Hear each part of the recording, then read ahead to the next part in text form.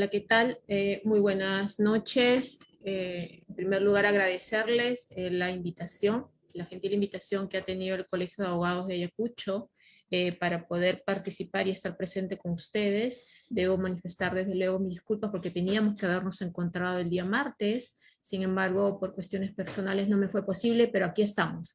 La idea de esta charla es que no sea un monólogo, y de eso sí quiero ser clara y pedirles a ustedes, porque a veces cuando hablamos de temas tan importantes como el que nos concentra el día de hoy, que es la fase intermedia, es mejor interactuar. Así que entiendo el chat está habilitado. Yo les agradecería que vayan colocando allí alguna pregunta o algún comentario que tengan que podamos, a ir absorbiendo, o en todo caso que nos permita hacer la clase mucho más dinámica, ¿ok? Así que siéntase en total libertad de que podamos ir intercambiando ideas, ir planteando. Yo voy a procurar tener a la vista el chat y en todo caso vamos a ir revisándolo para que juntos podamos ir encontrando algunas respuestas que nos puedan ser útiles de cara sobre todo a la casuística, que es en verdad el tema que me concentra y que en verdad quisiéramos darle mayor fluidez. Entiendo que tenemos hora 30 hasta las 7:30 en exposición, así que vamos a hacer todo lo posible de poder abarcar todos los temas. De hecho, cuando nosotros hablamos de la fase intermedia, es una de las cuestiones tan importantes y que por demás también siempre merecen una atención que debiera, en todo caso, demandarnos una reflexión a todo esto. ¿Y por qué? Porque sinceramente cuando hablamos de la fase intermedia dentro de este proceso o del proceso penal, sin duda alguna nos merece la reflexión inmediata. Es que, como ustedes recuerdan, con el Código de 1939 o el Código Viejo, el Código de 1940 como era denominado, esta etapa, precisamente la etapa intermedia, era una de las etapas que, digamos, la pasábamos por sí. Yo sé que ustedes son muy jóvenes, yo también, obviamente, pero aquí hay una cuestión básica. Mi generación es aquella generación que tuvo que estudiar con 3 códigos a la vez. Estudiamos con el Código Viejo del 40, los 22 artículos del Código del 91, y luego ya con el código que está vigente, el procesal penal, que ha venido de aplicación gradual. Pero ¿qué sucedía con esto y esta manera de introducción? Si ustedes recuerdan, el artículo 229 del Código Antiguo, del Código Viejo, establecía que una vez recibida la acusación, se tenían 3 días para que ellas incluso señalen fecha de audiencia, con la convocatoria de los testigos y la convocatoria de todos los participantes. Esto es, pasábamos de la etapa de instrucción, porque antes se denominaba así, etapa de instrucción a cargo de un juez, dentro de un modelo netamente inquisitivo y que por ahí se fue deformando poco a poco. Pasamos directamente a la etapa de juicio oral. No había en efecto, digamos, como la naturaleza propia responde a la finalidad de la fase intermedia. Tan es así que si ustedes revisan el Código Viejo, el título segundo, dentro del cual está contenido el artículo 229 del Código, se denominaba actos preparatorios de la acusación y de la audiencia. O sea, más o menos no teníamos una actividad propia que nos hubiera permitido de manera consciente y real poder ejercer actos de observación o actos de control cuando llegaba la acusación. Es más, por lo general nos enterábamos de que había una acusación cuando te llegaba ya la notificación citándote a juicio y adjuntada a la acusación. Es decir, no había posibilidad de poder cuestionar más allá. Esta práctica, propiamente dentro de este vacío normativo, en todo caso fue superado por la casuística y por la jurisprudencia. Ahí por el año 2008-2009, cuando recuerdan ustedes, se dieron los primeros casos denominados delitos de corrupción de funcionarios, estos megacasos. Dentro de la casuística, lo primero que empezamos a cuestionar fue: un momento, si estamos terminando recién la etapa de investigación, la etapa de instrucción, como era denominada antes, ¿por qué no vamos a pasar directamente a juicio? Si es que la acusación tiene deficiencias, es decir, si es que incluso me están postulando un hecho donde a todas luces resulta ser atípico, o donde me están acusando sin siquiera poder tener una suficiencia probatoria que me permita sentarme en el banquillo de los acusados. Claro, y dentro de ese contexto, la primera pregunta es, ¿y qué se puede hacer? Era el año 2008 prácticamente, y entonces lo primero que empezamos a hacer los abogados, recuerdo que tuve la dicha de poder participar en algunos de estos casos, de impulsar las posibilidades de cuestionar la acusación ahí donde el código ni siquiera lo regulaba. Y entonces, dicho eso, lo primero que podíamos hacer era pedirle a la sala, porque claro, el sistema era totalmente distinto. Hoy en día tú cuestionas la acusación frente a un juez de investigación preparatoria, pero en ese momento la cuestionabas frente a una sala penal.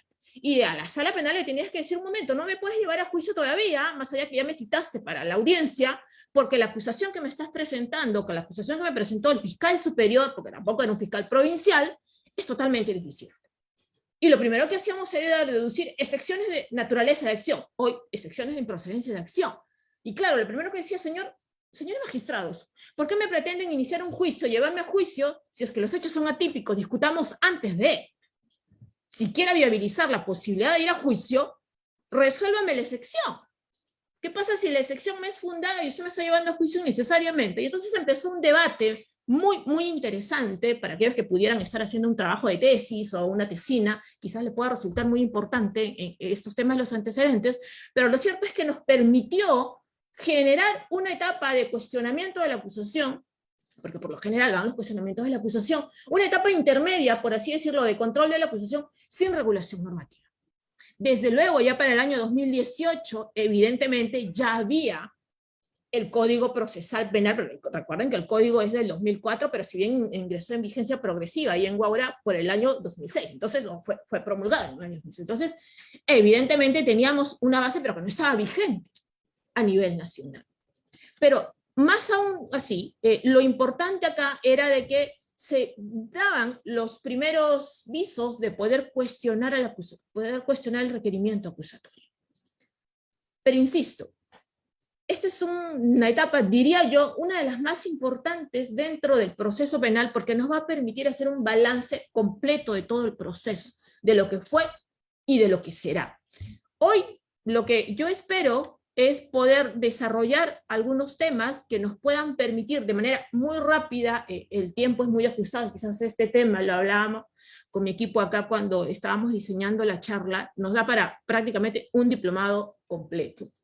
Pero vamos a tratar de poder darles los puntos o las bases esenciales que nos van a permitir desarrollar o entender un poco más la importancia de la fase intermedia. Así que me voy a permitir compartir con ustedes muy puntualmente los siguientes temas. Primero vamos a hablar muy referencialmente y siempre dentro del plano más práctico, más de los problemas.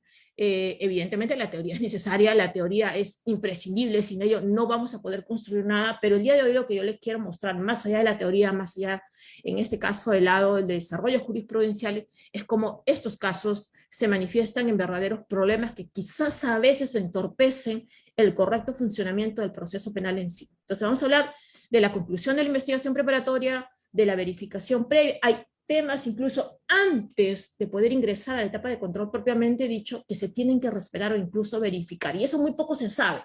Ya esto lo hemos venido aprendiendo, lo hemos venido, digamos, exigiendo en la casuística o en la práctica del día a día. Vamos a hablar evidentemente del sobreseimiento de la acusación, y lo que es más importante para algunos, evidentemente, y de lo que por lo general siempre hacen las preguntas, es sobre el control de la acusación. ¿Okay?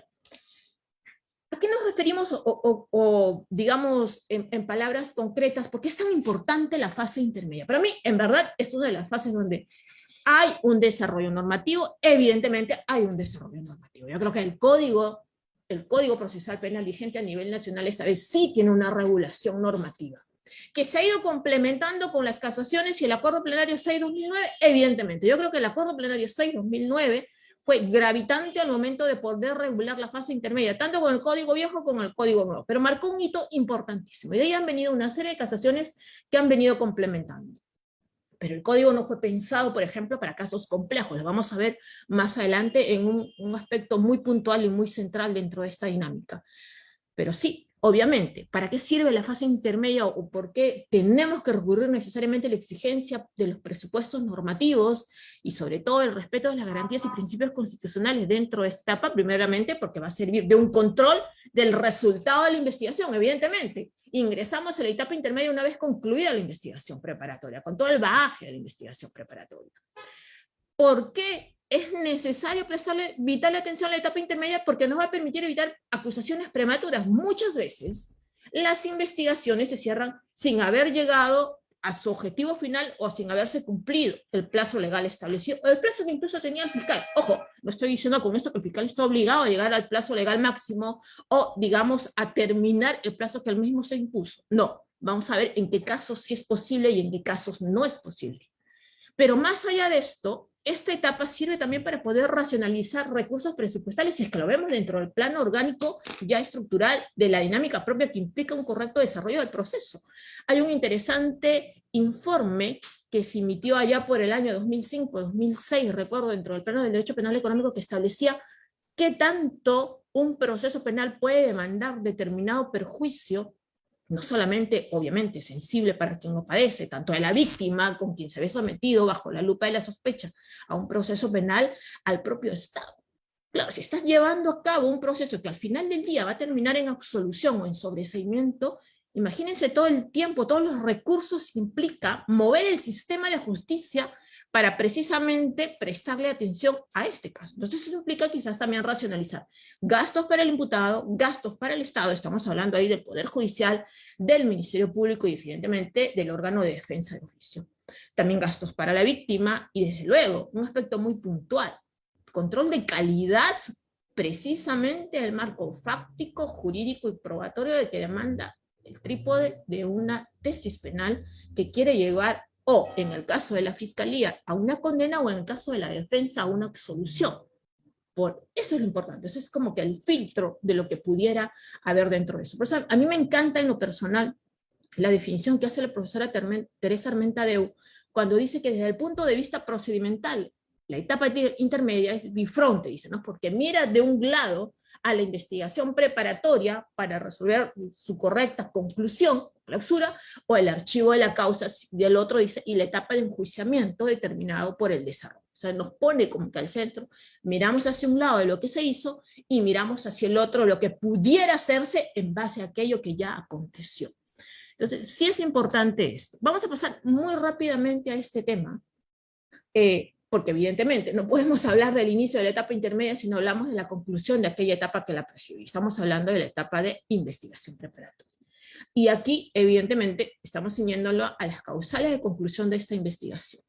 Esta investigación puede concluir o porque se vence el plazo, evidentemente los plazos están regulados normativamente, y ahí sí hay un tema, ustedes saben que el tema de los plazos de sí siempre ha sido el talón de Aquiles de nuestro sistema penal. Y diría yo, sinceramente, no solamente del sistema peruano, sino en general del sistema latinoamericano o de muchos otros sistemas. O sea, siempre el padecimiento de cualquier sistema de justicia penal viene de la mano con las dilaciones, porque demoran mucho, y evidentemente ese es un doble padecimiento, no solamente para la víctima. Claro, la víctima que espera ansiosamente que sus derechos sean resarcidos o que aquella lesión que le fue causada sea indemnizada, pero de otro lado también para el imputado que evidentemente se encuentra sometido muchas veces a prisiones preventivas o si no a restricciones, o en todo caso siempre bajo la lupa de la sospecha de ser señalado como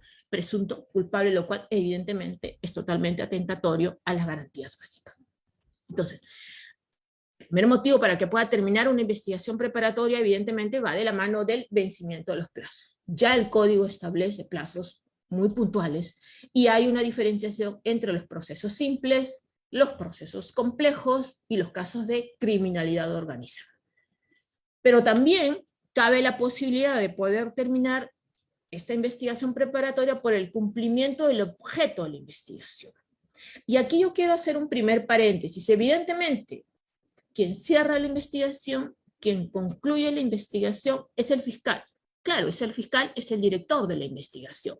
Según el mandato constitucional, en el artículo 159, a él le compete dirigir la investigación, está plasmado en el título preliminar del código y en todo el desarrollo del cuerpo normativo del mismo. Sí, eso ya no está en discusión.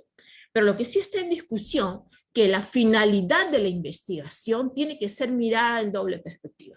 De un lado, de parte del fiscal, porque evidentemente es quien dirige, pero también del lado de la defensa, porque la defensa es quien la que se está sometiendo a la sospecha de una investigación. porque está representando los intereses de una persona a quien se le considera imputado y a quien se le está presumiendo dentro de la tesis de la Fiscalía como presunto responsable de un hecho con relevancia penal. Y entonces tiene que ser visto de esta doble manera.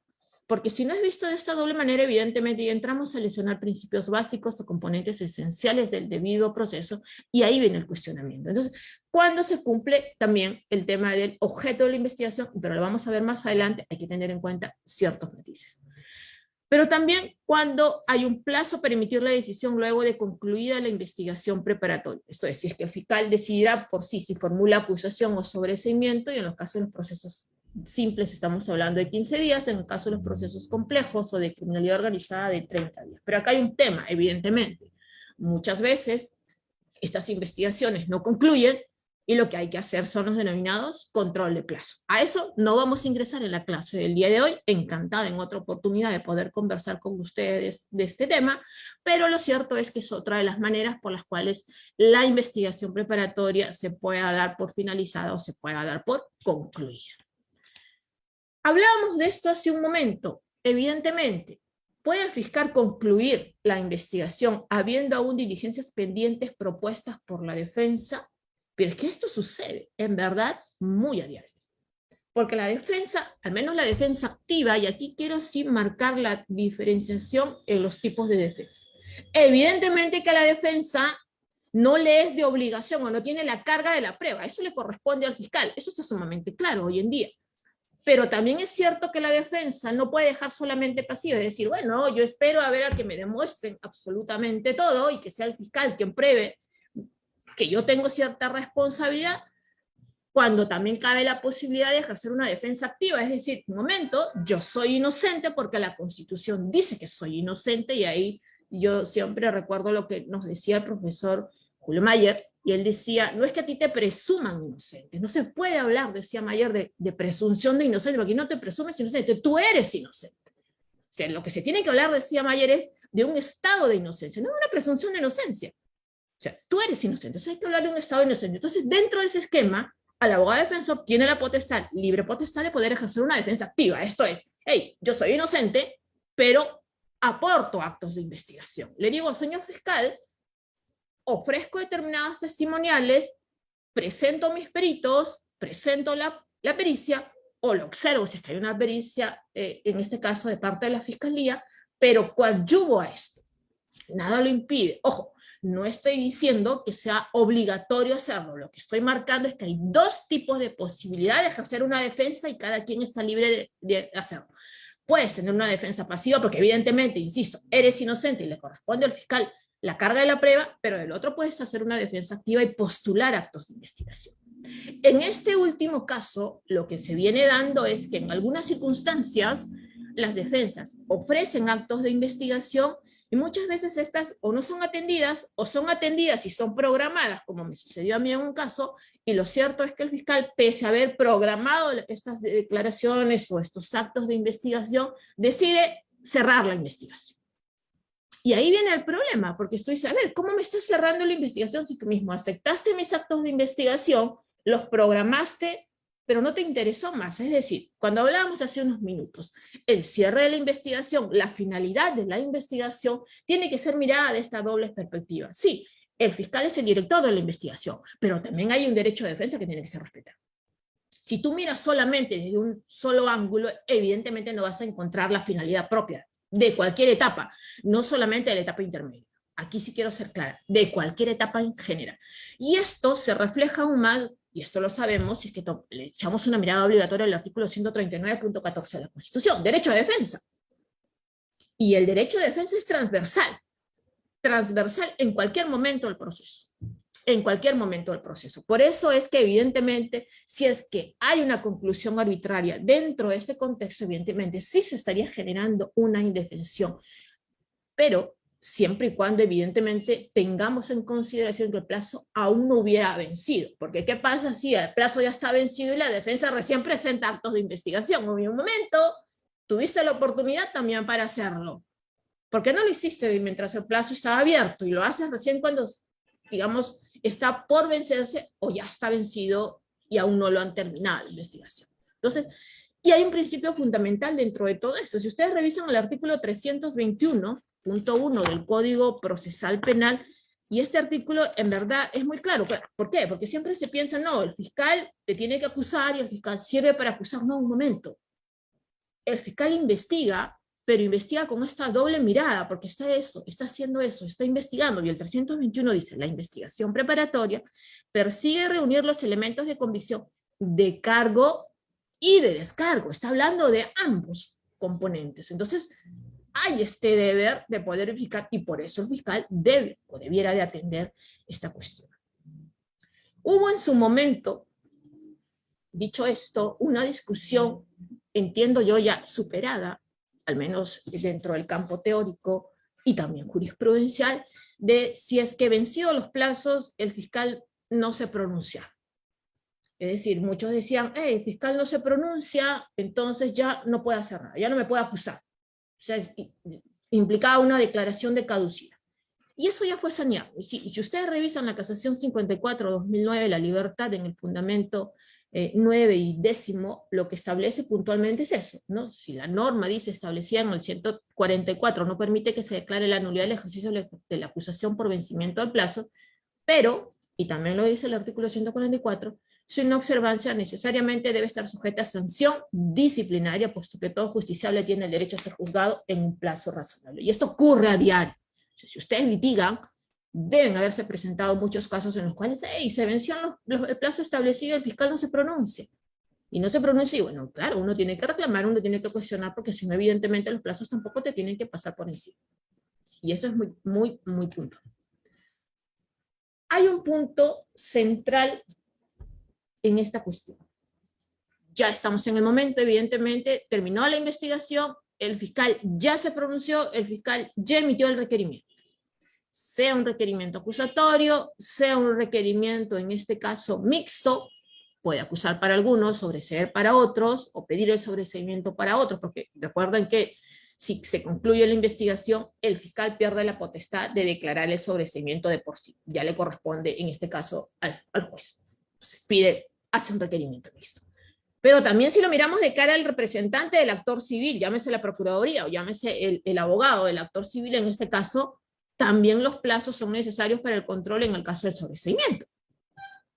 Porque también puede darse eso. Entonces, la primera cuestión que viene en esto es, te notifican el requerimiento, insisto, sea acusatorio, sea mixto, sea de sobreseimiento, si lo vemos de acuerdo a los determinados actores, y el plazo que establece el código es de 10 días.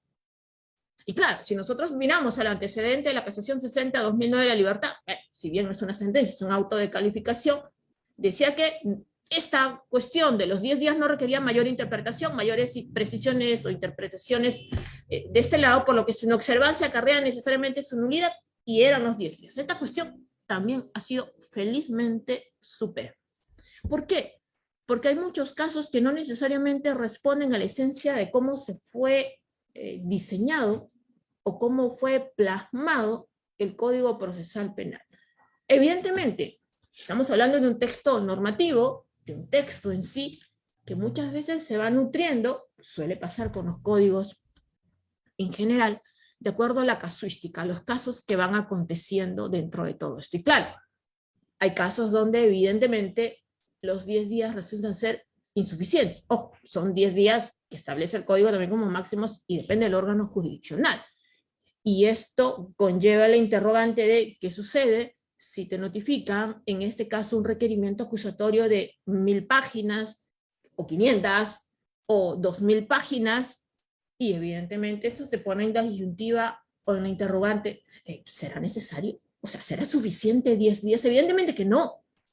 Yo no sé si alguien tenga el talento de una superlectura veloz, pero recuerden que no solamente para poder absolver un requerimiento necesitas leer rápidamente, sino que tienes que analizar correctamente porque, como nosotros siempre decimos acá en la oficina, de lo que hagas en la etapa intermedia va a depender mucho la secuencia de tu defensa o de lo que hayas plasmado o establecido en la estructura de tu teoría del caso. Y ya luego al juicio hay poco más menos, sino se refleja en lo que hayas postulado, hayas observado, hayas presentado, te hayas opuesto o hayas cuestionado dentro de la etapa intermedia. Porque recuerden que dentro de la etapa intermedia no solamente sirve para poder ofrecer pruebas para el juicio, para poder decir por qué soy inocente. No, hay muchas cuestiones que uno puede hacer dentro de esta etapa intermedia. Hay muchos controles, dentro del control formal, dentro del control sustancial y dentro del control probatorio. Si lo que nada es aquí, difícilmente lo vas a poder hacer luego. Y entonces, ¿qué sucede? Estos 10 días muchas veces resultan ser insuficientes y entonces viene a colación. Estamos hablando ya de un plazo legal que resulta ser insuficiente y entonces, ¿qué es lo que hay que hacer? Evidentemente hay que echarle una mirada a las garantías, a los principios y a los derechos. Y cuando hablamos de este tipo de cuestiones, evidentemente lo que nos vamos a encontrar son con el plazo razonable. Y claro, este plazo razonable constituye evidentemente una manifestación implícita del derecho al debido proceso establecido en el artículo 139.3 de la Constitución Política de Estado. Y eso nos queda sumamente claro para nosotros. Definiciones del plazo razonable vamos a encontrar en extenso en las sentencias del Tribunal Constitucional, de la Corte Interamericana de Derechos Humanos. Yo recuerdo mucho que yo era una aficionada de estas sentencias cuando ya ahí como hace 10 o 15 años en mi época universitaria entraban muchas veces en vigor y siempre tenían matices y elementos muy importantes a tener en consideración. Entonces, si nos encontramos dentro de ese supuesto, evidentemente la pregunta es, ¿estamos entre un plazo legal, un plazo judicial, un plazo razonable? Cuando hablamos, ¿será suficiente estos 10 días? Y claro, lo que toca ahí hacerle es simplemente pedirle al juez, este plazo es insuficiente. Este plazo es insuficiente, lo puedes hacer vía reposición, o lo puedes hacer vía un pedido anticipado, o simplemente lo puedes postular. Nosotros hemos tenido casos en los cuales sí los magistrados han aceptado darnos un plazo superior a los 10 días, porque evidentemente es imposible poder asimilar requerimientos extensos en los cuales difícilmente puedes construir una defensa adecuada, una defensa correcta para poder responder de manera, digamos, con una información de calidad que permita entrar a un debate en las audiencias dentro de la fase oral correcto, para ver si es que hay viabilidad o no hay viabilidad de poder ingresar al juicio. Y en uno de estos casos, precisamente para otorgar un plazo prudencial, el órgano jurisdiccional estableció que si bien el legislador, lo cual como estamos comentando, no ha establecido una ampliación de plazos para que las defensas se defiendan del requerimiento acusatorio, y habla del artículo 350 del Código, en el cual solamente ha establecido los 10 días en los procesos comunes, o sea, en un solo plazo, considero que en atención a la igualdad de armas, el juzgado consideraba razonable, y lo estableció de ley referente, extender el plazo a favor de las defensas para que realicen, en este caso, los controles correspondientes, y aquí dio 20 días, ¿no? 20 días contados desde el momento, en este caso, de la notificación del requerimiento mixto. Ese era un caso de requerimiento mixto cuya, digamos, tenía volúmenes de hojas, lo cual evidentemente resultaba imposible. Creo que tenía 17.000 páginas y era imposible dentro de los 10 días dar una respuesta como corresponde. Entonces, eso sí lo dio, y si nosotros podemos entrar dentro del plano dogmático, evidentemente, quien ya había hace mucho tiempo tenido en consideración esta cuestión era el profesor Vicente Jimeno Sendra, donde hablaba del principio de igualdad de armas previsto precisamente en el título preliminar de nuestro código. Profesor Jimeno, recuerden ustedes que es uno de los profesores que más, junto a la profesora José María Asensio Mellado, le han dedicado un análisis muy interesante al ordenamiento procesal penal peruano para poder ver el desarrollo. Entonces, sí, ya él marcó desde un inicio esta posibilidad, y hoy en día es muy bueno, y ahí hay que saludar que el órgano jurisdiccional o los juzgados de investigación preparatoria cada vez más vienen atendiendo a la necesidad de no limitarse al plazo de los 10 días que ha establecido aquí el Código Procesal Penal, sino dar un plazo más amplio, y en este caso están dando 20 días, o 15 días, o 30 días, en el mejor de los casos, cuando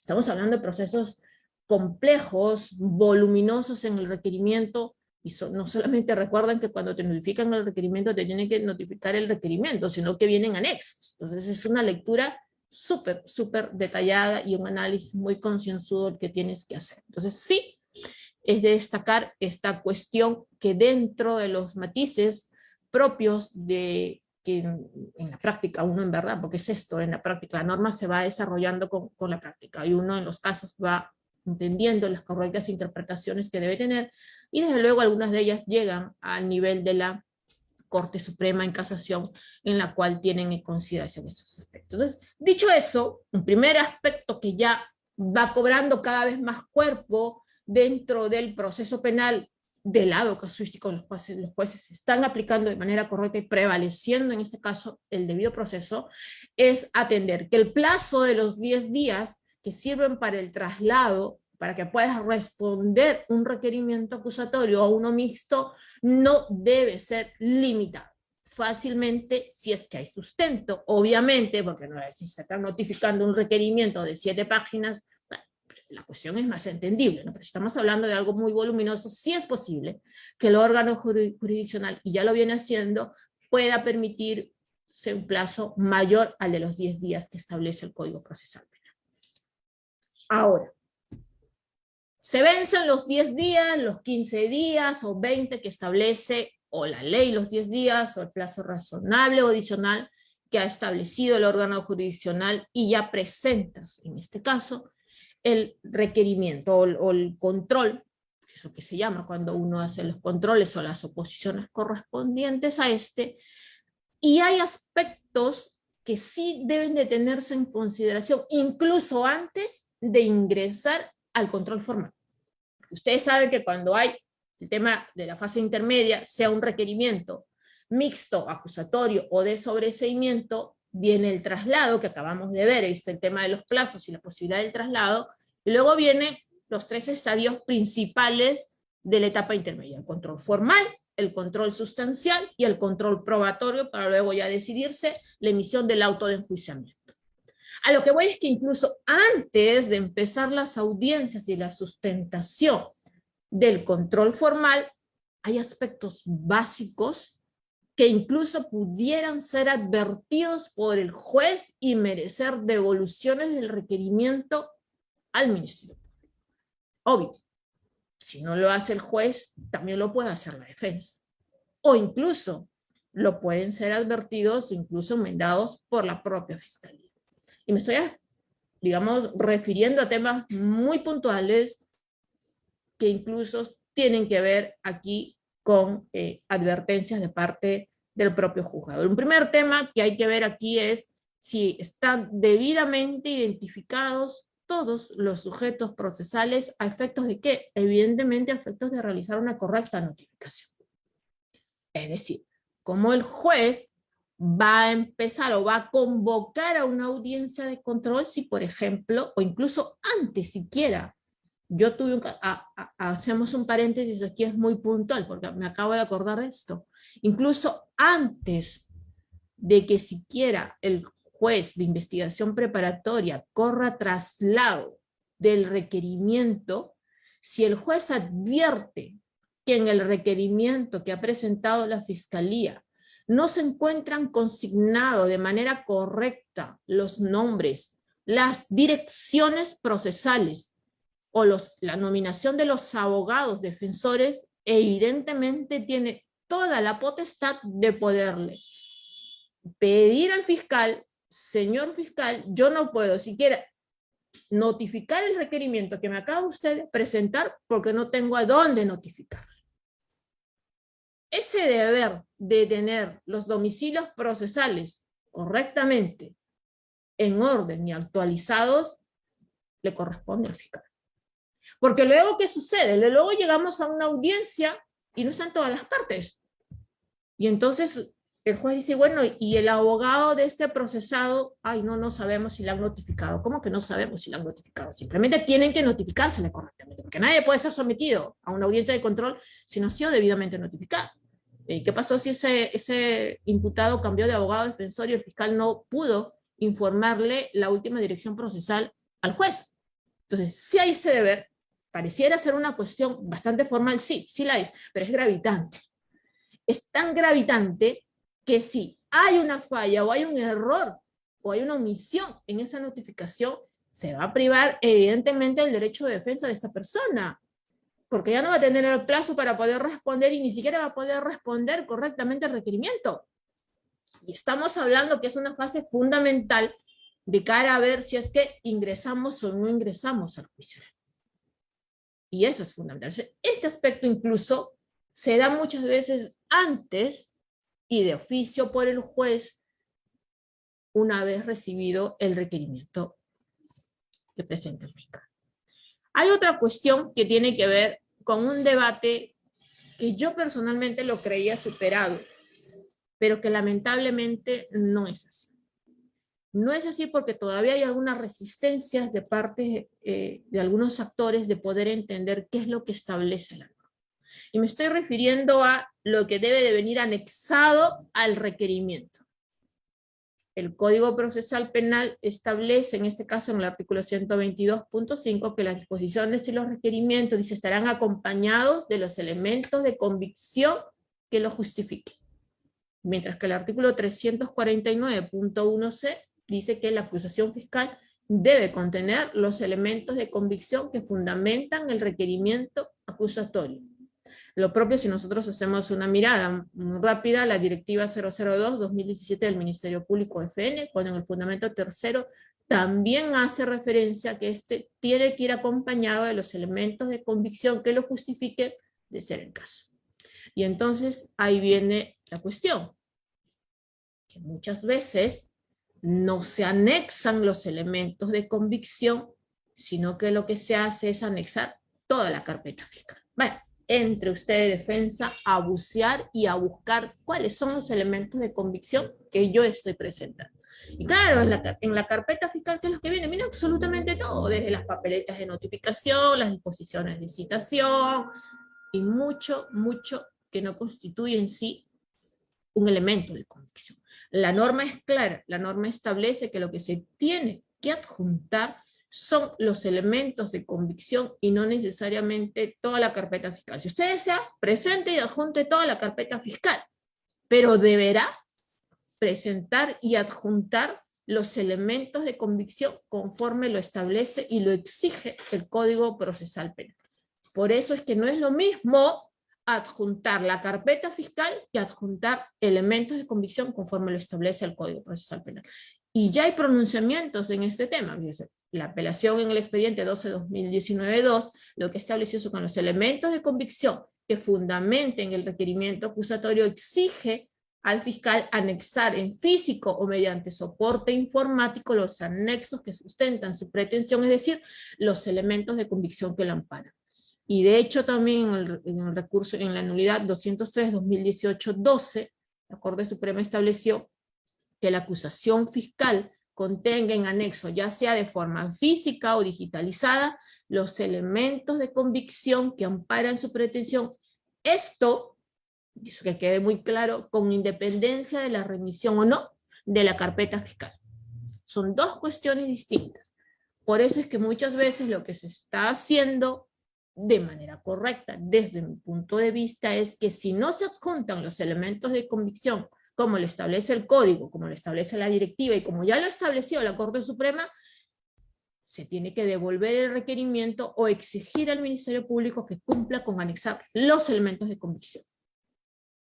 Ya luego hay otro debate en el escenario probatorio de que evidentemente estos tienen que ser individualizados por imputados y que tienen que ser individualizados además por los delitos que son materia de la acusación. Pero ese es otro debate. Entonces, otro tema que en su momento conversaremos. Pero lo cierto es que tiene que cumplirse esa precisión. Hay un tercer aspecto que no está aquí, no hemos olvidado de consignar, pero es que el que tiene que ver es que la Fiscalía está en la obligación de pronunciarse respecto de todos los procesados o todas las personas que estaban sometidas a investigación. Okay. ¿Cuál es el problema en esto? El problema en esta cuestión es que en algunos casos la Fiscalía opta por reservarse el pronunciamiento respecto de aquellas personas que están en vías de terminar su proceso de colaboración eficaz. Y evidentemente eso no es de recibo.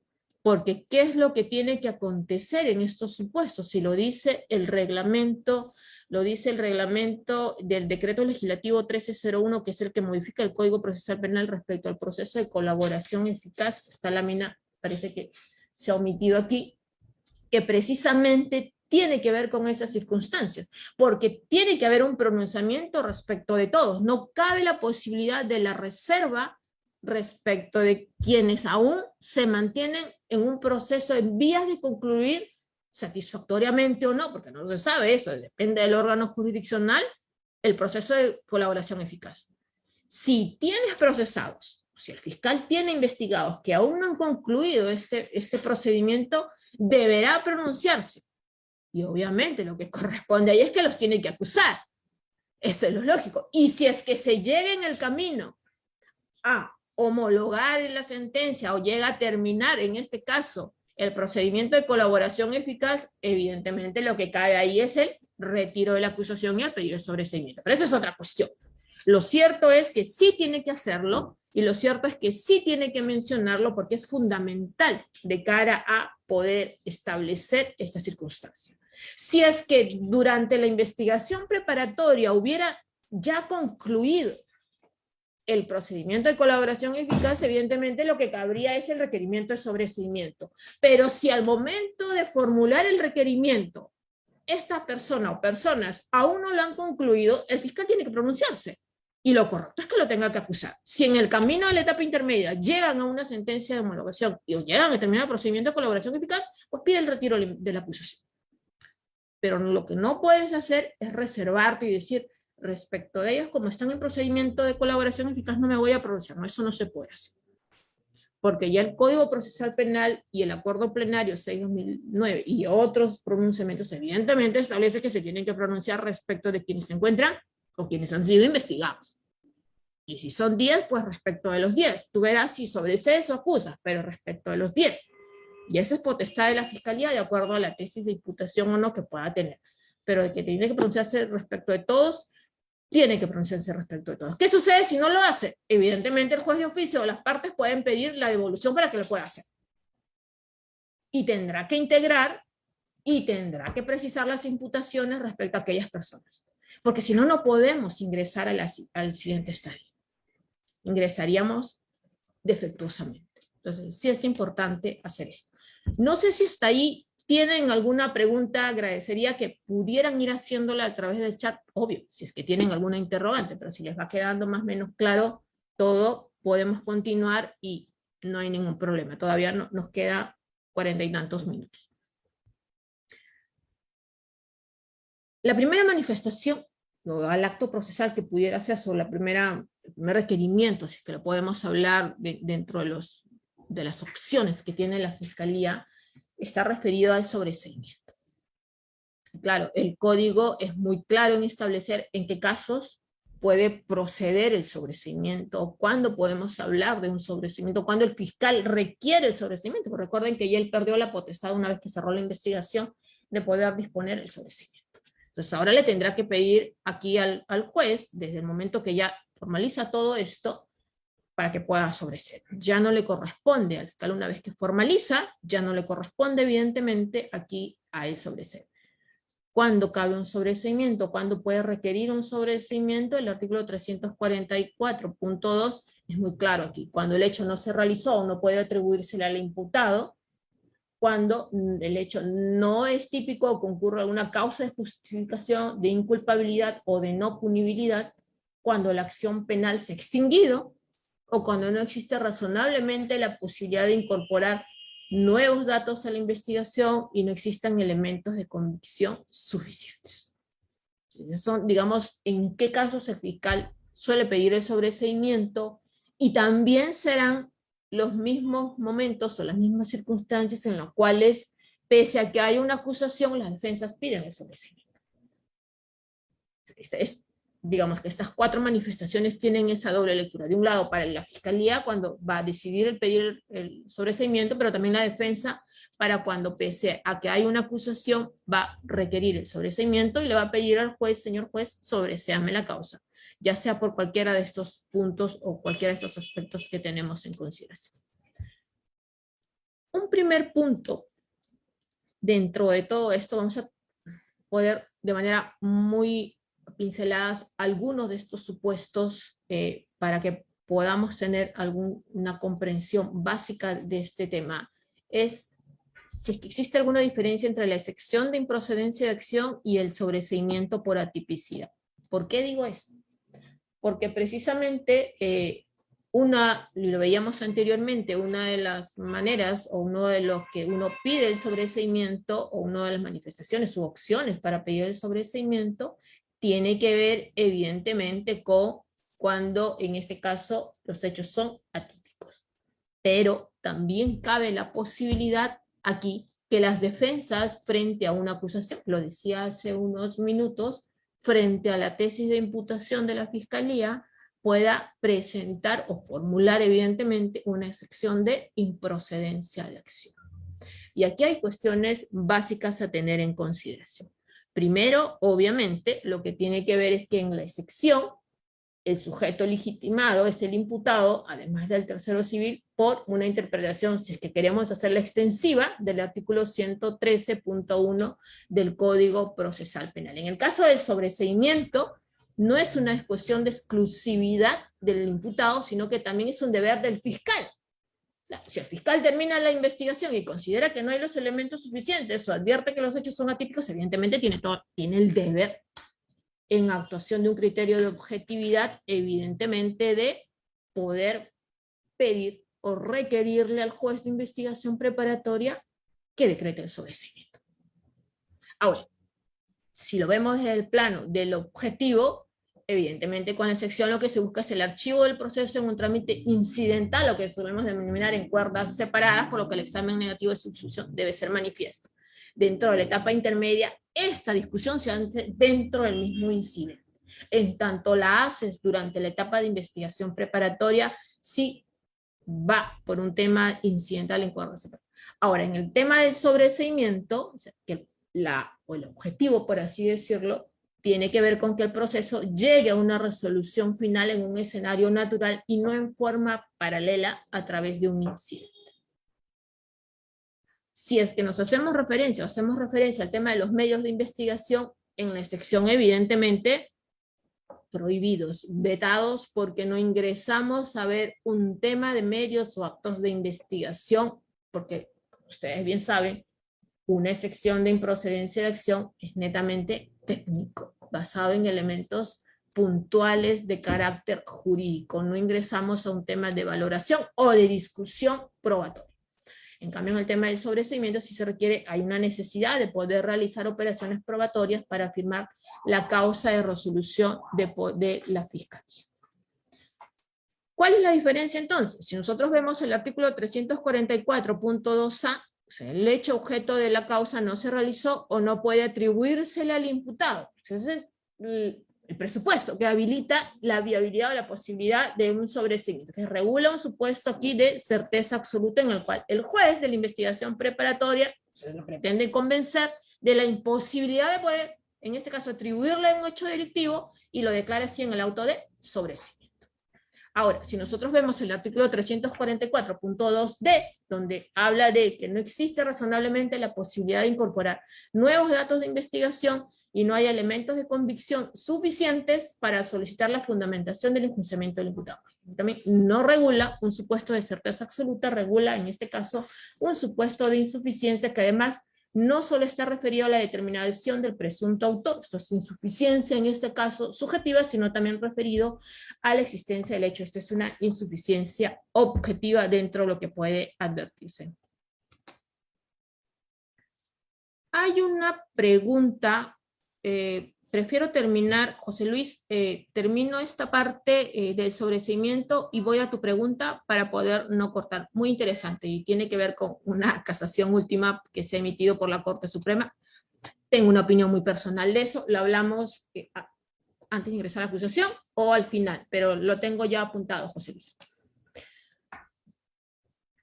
Hay una cuestión también, creo que hay otro en el chat, no sé si es un mensaje, ¿no? Pero bueno, o era esta pregunta. En fin. Hay otro punto que hay que ver aquí, bueno, este era también el de colaboración eficaz que veníamos hablando.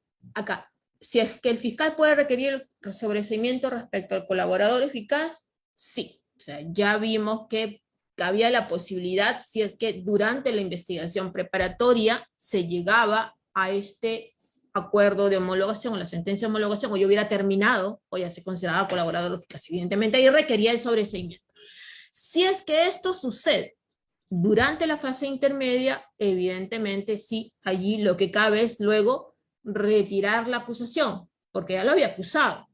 ¿Recuerdan que hablamos eso hace unos minutos? Ya lo había acusado y entonces lo que cabe ahora, si es que hay una acusación, no puedes pedir luego sobreseimiento, lo que cabe es pedir el retiro de la acusación con el objetivo de que se logre sea. Pero es cuestión totalmente distinta. Hay una discusión allí que tiene que ver en dónde se discute esto. Se discute dentro de el debate propio, donde estás cuestionando la acusación o el control de acusación, o armas otro incidente.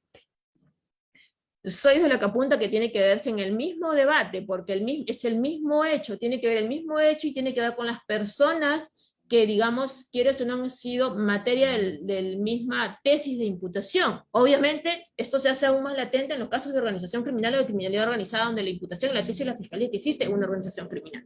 Ustedes imaginan tener un incidente donde estás discutiendo de manera paralela, de un lado, el retiro de la acusación respecto de algunas personas que llegaron a un acuerdo de colaboración eficaz, y de otro lado estás discutiendo el tema de habilidad de la acusación respecto a las suposiciones de los controles que han presentado las partes. Entonces, lo correcto por orden del debate debe ser, desde mi punto de vista, en un solo incidente, y no en dos. Porque luego vas a tener una audiencia de un día de un lado y una audiencia de otro lado, y lo que se decide en uno definitivamente tiene incidencia en la otra. ¿Qué pasa si luego se presenta otro retiro de acusación respecto de otro? Vas a tener 3, 4, 5 incidentes, definitivamente pudiera generar todo un desorden dentro de la dinámica propia, y cuando no, la dilación también de la finalización de esta etapa intermedia.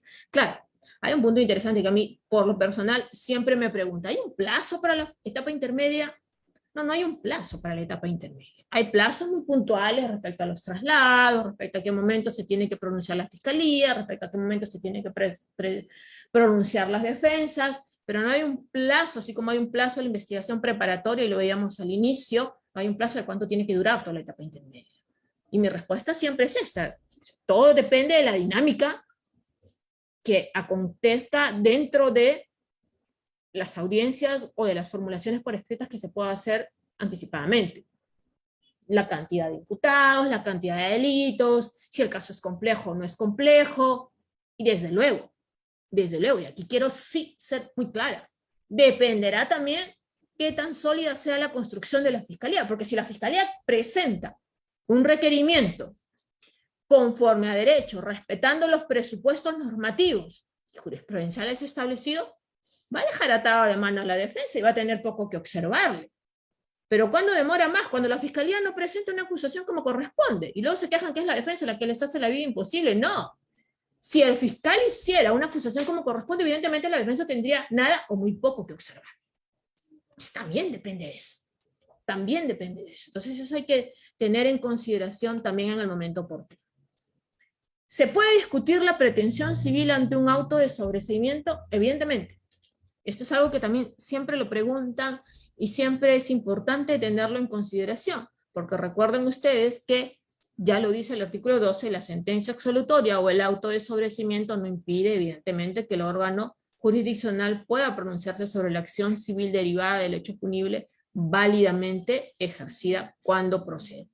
Ahora, este artículo tiene que ser leído de la mano de la casación 340-2019 Apurímac. ¿Qué dice? Que se funda en 5 requisitos: la existencia real de daños y perjuicios, la cuantía del daño debe estar debidamente acreditada, que los hechos deben fundamentarse en el dolo o la culpa, que debe existir una relación de causa-efecto entre el hecho y el daño, que la persona imputable puede ser autor directo o autor indirecto. Por tanto, sí debiera de tenerse esta lectura de la mano de este otro aspecto, si no, poco se va a poder entender.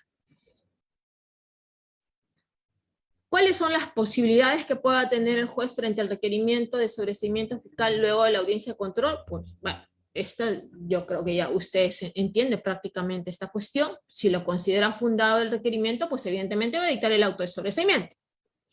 Si es que no lo considera fundado, porque evidentemente aquí puede discrepar, va a emitir un auto elevando las actuaciones al fiscal superior para que la ratifique o rectifique la solicitud del fiscal provincial. Esta resolución evidentemente tiene que pasar porque debe expresar las bases en las que se fundamenta el desacuerdo. Esto es muy importante, porque si no hay una correcta motivación de esta discrepancia, evidentemente el fiscal superior lo que pudiera hacer es, en este caso, ratificar el requerimiento de sobreseimiento y con eso da por concluido el trámite. Hubo toda una discusión, eso ya a ustedes les sirve para los análisis históricos y antecedentes, allá por el año 2003, 2002, hay una famosa sentencia en el caso Humber Sandoval y luego con el caso Castañeda Locio en su momento por el Tribunal Constitucional, en la cual, de hecho, también hay una queja, me acuerdo, queja por denegatoria del recurso de nulidad, que tiene que ver también con la Corte Suprema, en la cual tenía, y creo que era precedente vinculante, pero era con el Código Viejo, donde se discutía el tema del principio acusatorio respecto a estas posibilidades del juez en caso de que, pese a discrepancia, pudiera elevar los actuados al fiscal superior, y se discutía si es que con lo pronunciado por el fiscal superior terminaba o no el trámite. El código es claro, termina con eso. Pero sí había un tema allí de desarrollo que tenía que ver con ese aspecto. Lo otro es que si es que consideran admisible la oposición formulada, porque evidentemente las partes pueden oponerse en esta cuestión, por una de las partes dispondrá la realización de una investigación suplementaria. ¿Qué pasa? ¿El fiscal puede pedir el sobreseimiento? Sí, pide el sobreseimiento. ¿La defensa del imputado está de acuerdo? Evidentemente. Imagínense usted, al abogado del investigado, ya no, fiscal, yo no estoy de acuerdo en que archives el caso de mi patrocinado. Raro, ¿no? Bien raro. Entonces, evidentemente que va a estar de acuerdo y va a decir, yo voy en la misma línea que el señor fiscal, señor juez, sobresea usted. ¿Quién creen ustedes que se puede oponer? El actor civil, porque tiene una pretensión, tiene una posibilidad. Entonces el actor civil, señor, un momento, yo no estoy de acuerdo. Yo quiero que sí, usted discrepe y lo eleve al fiscal superior y quizás ahí haya, o señor juez, haga una investigación suplementaria porque aquí faltan muchas cosas que hacer. ¿Quién más se puede oponer? El abogado del coimputado. Porque ¿qué pasa si están pidiendo el sobreseimiento de desmedro de los intereses de su patrocinado? Entonces, este abogado del coimputado puede decir, un momentito, usted no puede llegar a la conclusión de que sobresee para él, pero para el mío, o sea, no. Tiene la posibilidad de poder oponerse también. Entonces, vean ustedes que el proceso es muy dinámico y de mucha reacción inmediata, también el conocimiento, como yo siempre lo digo, tú nunca te puedes enfrentar o nunca puedes ir a una audiencia, y eso yo siempre marco allí, soy muy enfática en eso, jamás te puedes presentar a una audiencia si no conoces el caso. Si no conoces el caso, simplemente quédate en tu casa. Así de simple. Porque te vas a enfrentar a un fiscal que sí va a conocer muy bien, o a un juez que conoce mejor, o al abogado del actor civil, o al abogado del coimputado. Si no conoces el caso, en verdad, sé muy sincero y prefiero, señor imputado, yo no puedo llevar el caso. Pero no solamente los hechos, tienes que conocer el derecho. Te puedes saber muy bien, sí, a qué folios está, a qué folios no está. Pero si no sabes los elementos del tipo penal por el cual están acusando a tu patrocinado, si no sabes qué tanto exigir el estándar probatorio para poder discutir en etapa intermedia, por ejemplo, o si no sabes plantear determinados medios de defensa técnica, insisto, es una cuestión muy complementaria a la que tú tienes que hacer. Pero uno tiene que ser muy sincero y prepararse. Jamás uno se puede sentar. Hoy en día ya es todo virtual. Pero no ir a una sala de audiencias y sustentar ahí donde no tienes conocimiento. Jamás se va de pesca. Y este tema de la pesca no solamente aplica para el tema de litigación cuando estás contrainterrogando, no. Aplica cuando tienes que sustentar y defender correctamente, ni siquiera en un informe oral, ¿eh? Uno jamás ahí puede improvisar. La improvisación te cuesta caro, no a ti. A ti te puede costar, sea como fiscal, y esto no solamente para el abogado, también para el fiscal. También para el fiscal. Cuesta desprestigio, pero ¿a quién le cuesta más? En el caso de la fiscalía, a la sociedad, a la víctima, que tiene la expectativa de una reparación, y en el caso de la defensa, al imputado, que quizás pueda estar preso con tu actuación, puede terminar preso. Entonces, Sí, es una cuestión muy importante la que podamos tener en cuenta aquí. Vamos terminando con el tema del sobreseimiento y como siempre el tiempo me gana. Claro, termina toda esta discusión, hemos querido plantear solamente algunos temas, pero el tema aquí es que se tiene en consideración cuando se emite el auto de sobreseimiento. Si el juez de la investigación preparatoria considera fundado el requerimiento, va a dictar el auto de sobreseimiento. El auto que dispone del sobreseimiento tiene que expresar mínimamente los datos personales del imputado. Y esto es muy importante para evitar homonimias o para evitar que nuevamente te puedan ser procesados por los mismos hechos o por las mismas circunstancias. Tiene que estar muy definido, muy enmarcado. Segundo, la exposición del hecho objeto de la investigación preparatoria. Esto es efectos de un posible enfrentamiento, evitar una visita. Tercero, los fundamentos de hecho y de derecho. Y cuarto, la parte resolutiva, que es la comunicación expresa de los efectos del sobreseimiento que corresponde. ¿Esta decisión es apelable? Sí es apelable, evidentemente. Pero bueno, ahí está. Terminamos el tema del sobreseimiento. Veo que hay otro mensaje en el chat, no sé si es que es una pregunta, pero vamos adelantando con la pregunta de José Luis. José Luis me dice si la Fiscalía puede realizar actos de investigación antes de la apertura de la investigación preliminar. Y claro, la pregunta de José Luis tiene relación directa con un reciente pronunciamiento del Juzgado de Investigación Preparatoria de la Corte Intermedia en un pedido de tutela de derechos en el expediente 22-2022, puntualmente, que es un caso muy mediático y conocido. A crear un nuevo periodo, desde mi punto de vista del lado técnico, se está creando una prefase antes de las diligencias preliminares. Ahora, el análisis no se debe quedar en eso, de que no hay un estadio regular o normativo en el código que disponga, en este caso, que antes de las diligencias preliminares el fiscal pueda realizar, en este caso, una pesquisa o un tema previo. Lo que la Fiscalía debiera de hacer es analizar desde mi punto de vista correcta cuándo el caso tiene relevancia penal o cuándo no tiene relevancia penal, porque ya la ley orgánica del Ministerio Público, creo que es el artículo 11 por ahí, que le faculta la posibilidad, si quiere, de rechazar estos casos. Hay muchos casos, lo hablaba hoy día en una reunión que tenía en la tarde. El sistema penal se ve saturado por casos que nunca debieron ingresar al sistema. ¿Y qué pasa con la potestad que tiene la Fiscalía de rechazar los casos que no revistan?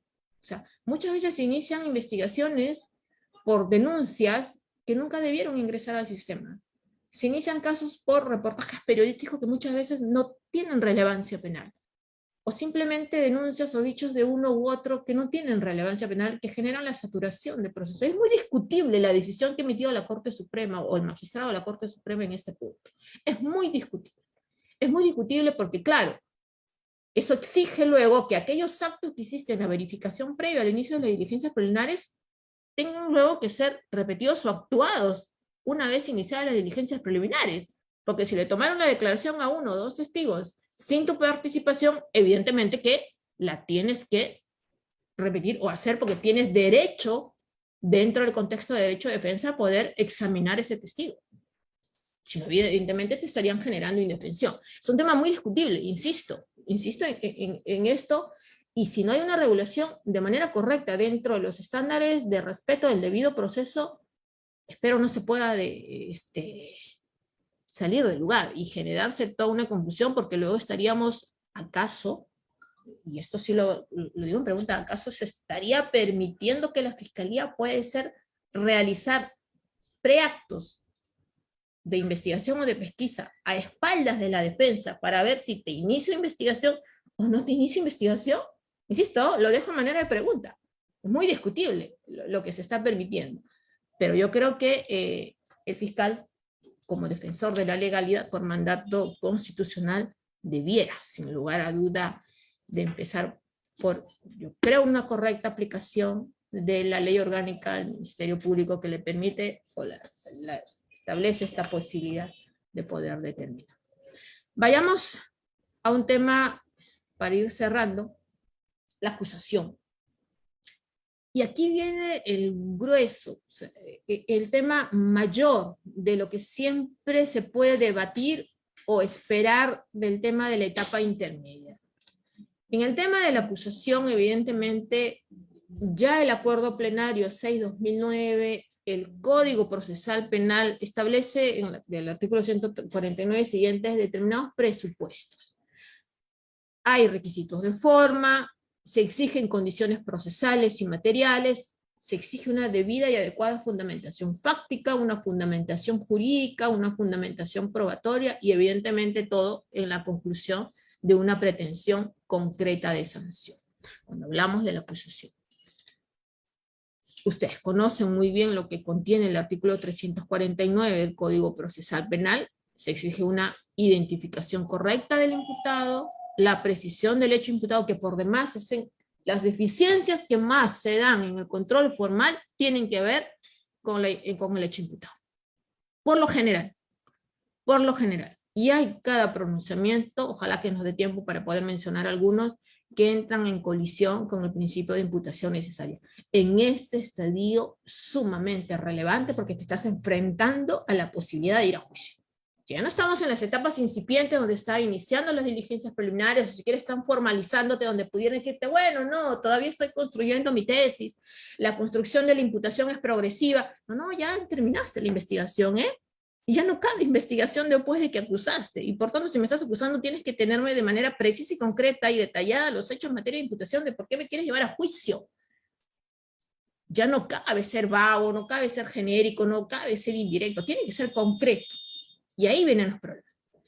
Tiene que presentarse los elementos de convicción, tiene que indicarse la participación del imputado, tiene que establecerse circunstancias modificatorias de responsabilidad.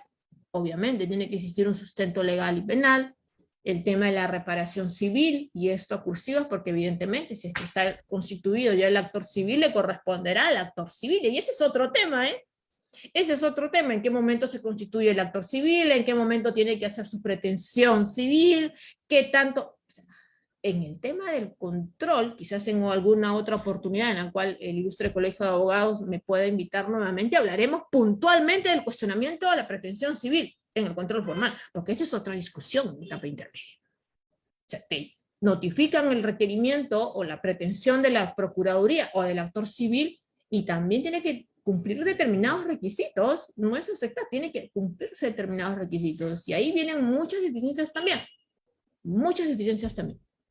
Tiene que ver el tema de pruebas, las medidas de coerción, si es que las hubiera, evidentemente, porque pudieran presentarse algún requerimiento o variación de medidas de coerción o la imposición de medidas de coerción, y evidentemente quedará a criterio de la Fiscalía si es que hay una calificación subsidiaria o una calificación alternativa de estos hechos.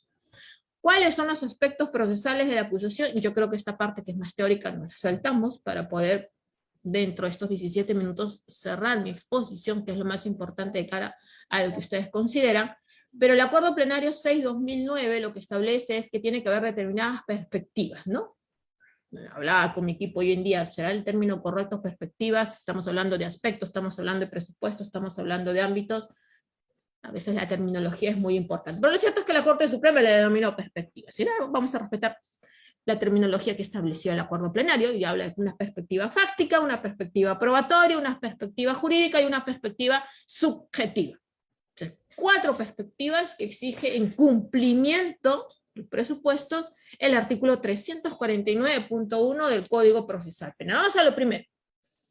Lo inicial, lo básico que debe tener el requerimiento acusatorio. Esto incluso ya lo hablamos anteriormente, que queda potestad incluso del juez de oficio, antes siquiera del traslado, de poder advertirlo y corregirlo o pedirle al fiscal su debida concreción. En el acuerdo plenario dice, la Corte Suprema ha establecido que ha debido de ser comprendido como imputado en la etapa de instrucción o de investigación preparatoria y por ende estar debidamente individualizado. En palabras simples, no te pueden acusar si es que no fuiste investigado.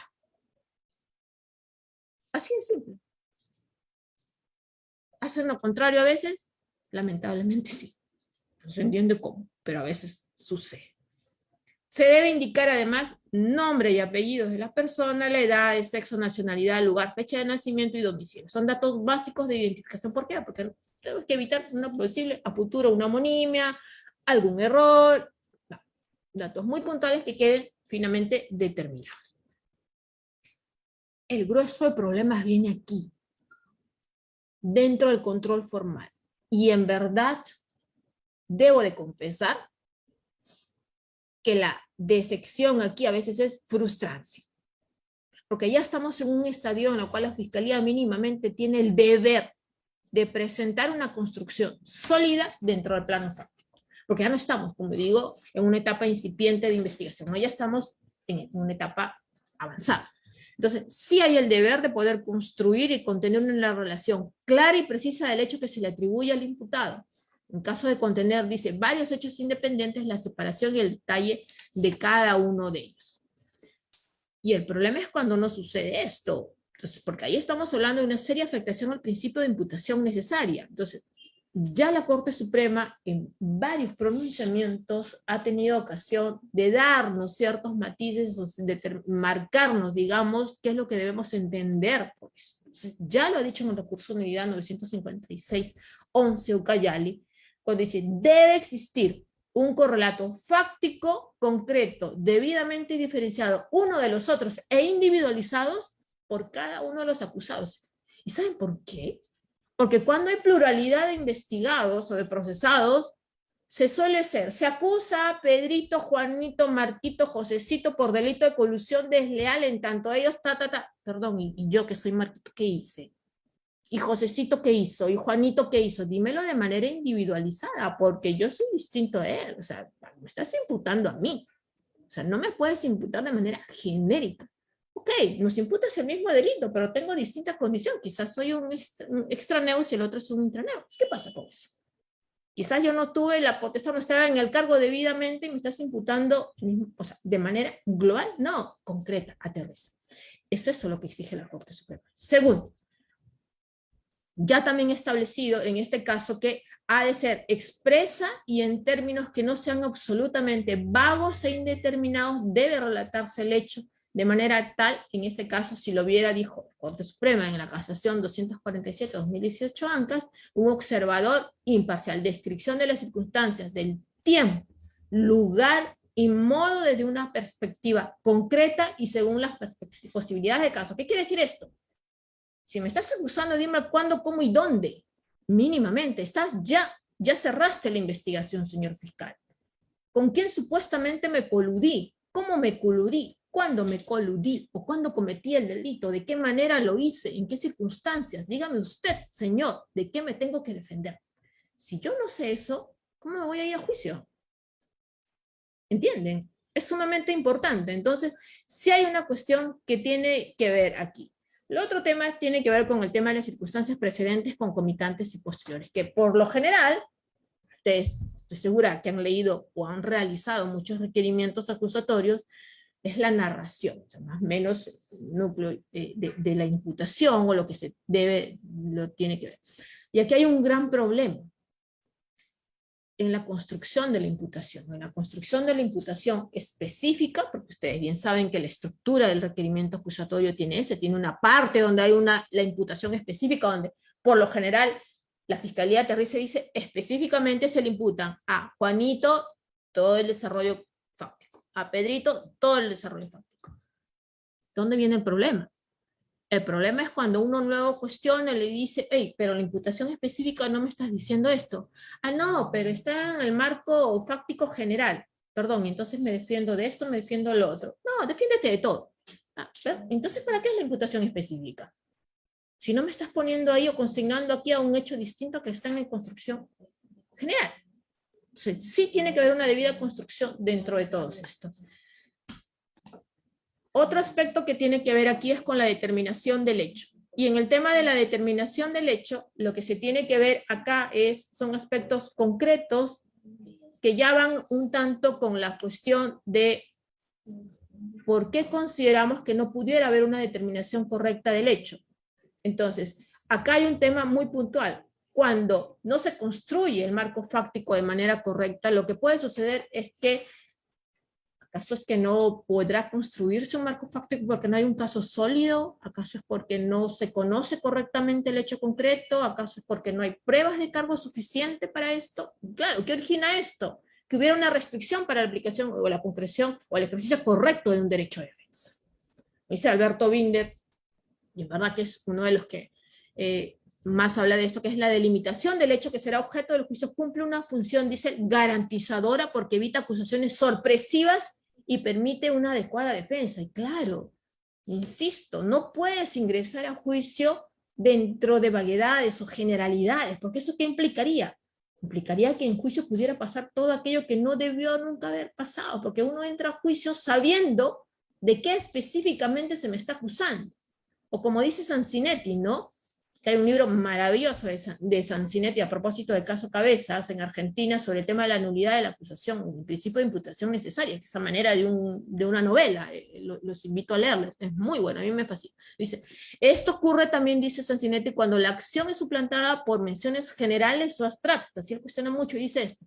Por ejemplo, ¿no? El de las palabras jurídicas es la ley o de la asignación de cualidades que reemplazan al hecho no descrito. En este aspecto dice, no basta con decirle a alguien que es estafador o es ladrón o violador, por lo mismo tampoco es suficiente llamarlo instigador. Y claro, ahí no me estás diciendo nada. Recuerden que tiene que decir el modo, tiempo, lugar de la imputación en concreto. Si no, me estás causando evidentemente una indefensión. ¿Cuándo se lesiona? ¿Qué es lo que exige el acuerdo plenario? El acuerdo plenario en el fundamento 7, me estoy refiriendo evidentemente al acuerdo plenario 6/2019, habla de una precisión circunstanciada del hecho. Se exige una relación circunstanciada, temporal y especial de las acciones o omisiones dolosas o culposas, que en este caso son material de imputación. Pero también se exige una coherencia, un orden y una coherencia, es decir, la acusación debe describir de modo preciso, concreto y claro los hechos atribuidos al imputado o a la persona que se le atribuye responsabilidad civil con mención fundamental del resultado de las investigaciones. ¿Tiene que haber una vinculación de los hechos de los en materia de investigación? Evidentemente. Los hechos, y aquí eso es algo muy importante, los hechos por los que te acusan no pueden ser otros de aquellos que fueron materia de investigación. ¿Cómo corroboras eso? Con la disposición de formalización de investigación preparatoria o las disposiciones de ampliación de investigación preparatoria. No pueden ser distintos, porque si son distintos, evidentemente, ¿qué es lo que hay? Una afectación al derecho de defensa. Señores, usted no me puede acusar por aquello que no me pude investigar. O sea, no me investigó, no me pude defender de eso. ¿Qué debe hacer el juez? Ordenar la exclusión de ese hecho, porque no caben hechos sorpresivos en este estadio, porque se estaría lesionando el derecho de defensa, evidentemente. Entonces, sí hay un tema que tiene que ser exigido ahí. El tercer punto, la tercera perspectiva, la jurídica. Evidentemente aquí, ¿qué debe comprender este punto? La indicación de la participación que se atribuye al imputado, la relación de las circunstancias modificatorias de la responsabilidad penal que concurran, por demás la precisión de la norma penal por la cual te están, digamos, pretendiendo llevar a juicio oral, y el monto de la reparación civil, de ser el caso en caso no haya la constitución del actor civil, porque si no entienden, le corresponderá a quién, al actor civil, evidentemente. ¿A qué se refiere aquí con el título de imputación? A la calificación, si bien provisional, del hecho punible objeto de instrucción, pero también a la precisión de los elementos legales del hecho punible, la indicación de la ley penal correspondiente con las normas que correspondan en este caso. ¿Cómo debe estar definida la tipificación?